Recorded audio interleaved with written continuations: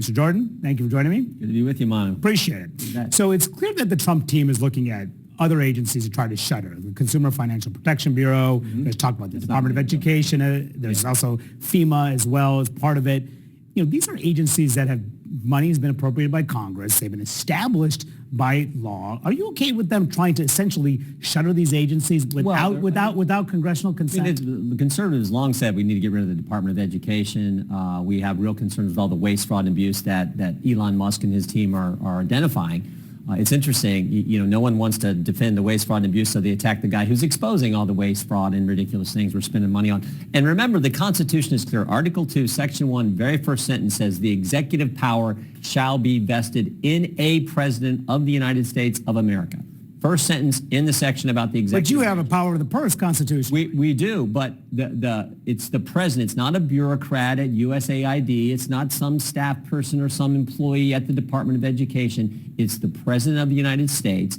And the folks who work for DOGE are federal employees carrying out the will of the executive branch leader, the president of the United States. You're comfortable if he shuts those down without getting congressional approval? Congress will be involved at some point, but I think the country's comfortable with identifying all the stupid things they are spending money on, like the opera, the Trans Opera in Ireland, like they're doing Sesame Street in Iraq. I mean, I think the American people think, you know what, you could probably spend my tax money a little better. But I'm talking about shuttering the agency. And having Big Bird and Bert and Ernie on TV in Baghdad. So that's what he's pointing out. That's the kind of stuff we need to get rid of. And frankly, 77 million people knew he was going to do this, and they voted for him on election day because of this. I just want to be clear what you're saying. Well, first of all, USAID, we don't need to, they do other things besides the programs. They deal with humanitarian issues and the like. Well, but you're okay. It sounds like you believe that Congress needs to have some say ultimately here. Well, I think in the end that'll be the case. But I do think what Elon and his team are doing at the request, at the urging of the president, and it's something that he campaigned on, and it's something that people evaluated and voted for on November 5th, and he won in an overwhelming way. I think that's entirely inappropriate. Okay, so speaking of Elon Musk, there was a judge that ruled over the weekend, as you know, about his access to this Treasury Department payment system. The judge says it would do, quote, irreparable harm because of the highly sensitive data that they are accessing, concerns about leaking, concerns about hacking. One of the things that the judge said was that they should destroy all the copies of the materials that were downloaded by this Treasury Department system. The White House has not said whether it would comply with that judge's order. Do you think that they should comply and destroy those records? Well, first of all, again, the people who are working on the DOGE team are federal employees, just like the people at Treasury who have access to the information you're describing or the judge is describing. Second, I think this may be the same judge, if it's the case I'm thinking about. There's been several cases, court cases and rulings over the last several days. But if it's the one I'm thinking about, it's an Obama judge who said even Secretary of the Treasury, Scott Bessent, couldn't see some of this information. Are you kidding me? He's the guy who the president nominated to be Treasury Secretary, who was confirmed by the United States Senate, and he's not allowed to see this. But he's a federal judge saying destroy these records. Should the White House comply with what the judge is saying? Well, I assume we'll argue this out in court, like the other 17 or 18 decisions we've seen in the last several days. That all is going to get argued out in court. And frankly, we knew the left, we knew the Democrats were going to do this. When you're moving at the intensity and speed that President Trump's moving, which I think is great. I think it's what the American people voted for. When you have that kind of focused intensity and speed, you knew the left was going to take us to court, and they're doing it whether it's immigration policy, border security policy, or the DOGE action. And I'm glad you brought up the court, because there have been a lot of litigation so far, and they've been halted on several fronts. You mentioned some Obama judges, but there have been some Republican-appointed judges, too, that have halted some of these actions. Just a few of the cases so far that have been, there's the buyouts, the federal buyouts. It's been paused at least until Monday. We talked about the Treasury case. USAID, the efforts to try to put these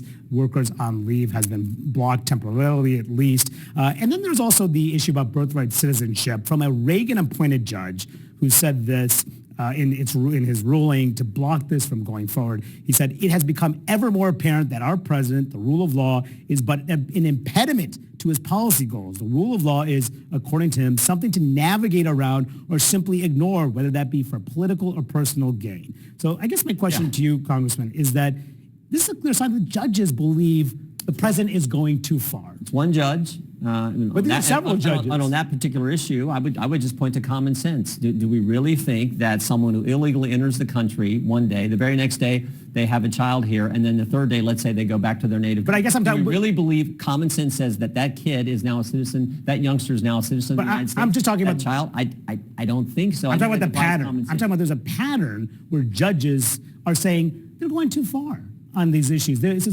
clear sign that judges are. And as I said before, we're going to have this. We're going to argue these cases in court. In fact, we filed an amicus brief in the birthright citizenship case. Members of Congress, we led an amicus brief on that issue. So some of the stuff's going to get ironed out in court. Mm-hmm. All I know is, again, Article 2, Section 1, very first sentence: the executive power shall be vested in a president. I think it's important: a president of the United States of America, not in bureaucrats, not in career people, in the president, the guy who put his name on the ballot. This is a fundamental difference we have with the left.